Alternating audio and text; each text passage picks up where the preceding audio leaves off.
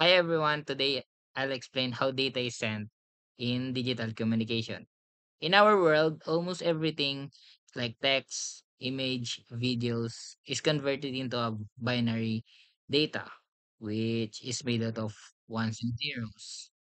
But computers can't just throw these numbers into thin air. So they turn this data into signals that can travel through different communication channels. First, we're going to discuss what is channel. A channel is a medium or path through which data travels from the senders to the receiver.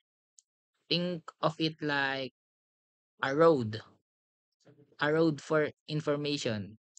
Without a channel, data cannot move between devices. There are two types of channels. First is wired channels and second is wireless channels. The example of wired channels is optical fibers and UTP cables. And example of wireless channels is Wi-Fi, radio, mobile networks. I'll give you example of channels in real life. Sending text messages. Your phone converts text into digital data like ones and zeros. The channel could be mobile network towers. That will be a wireless channel.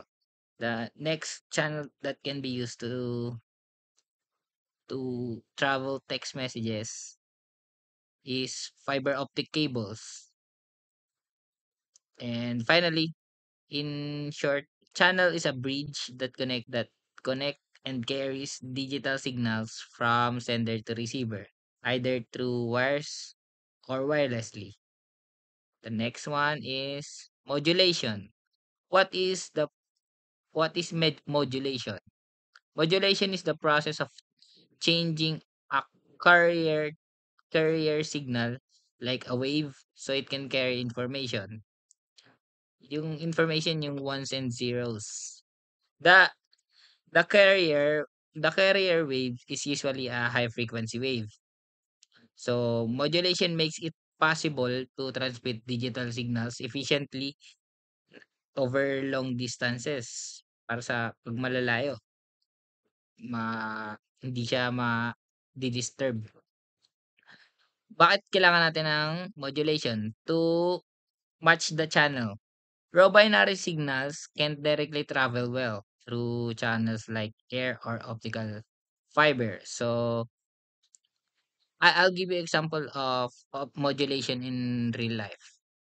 When you make a phone call, your voice converts to binary, then binary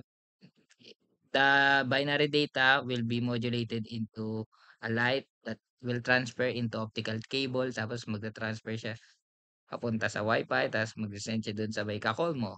'Di ba, 'di magiging gano'n? Mga mobile networks, the ones and zero will be converted into waves.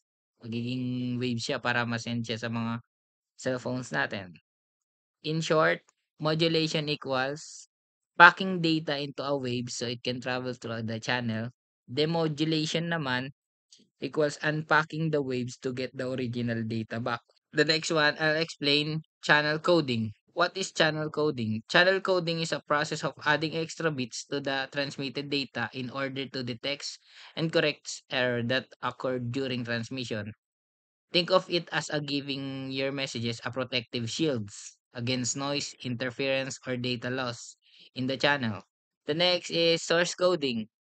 Source coding is the process of compressing data to reduce its size before transmitting without losing important information. It makes communication more efficient by minimizing the number of bits sent, and think of it as zipping a file before emailing it.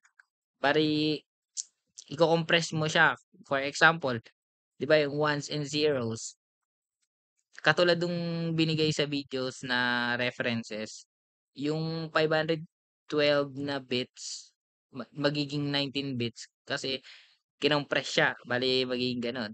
Why do we need source coding? Efficiency, bandwidth saving, and storage saving. That's all. Thank you.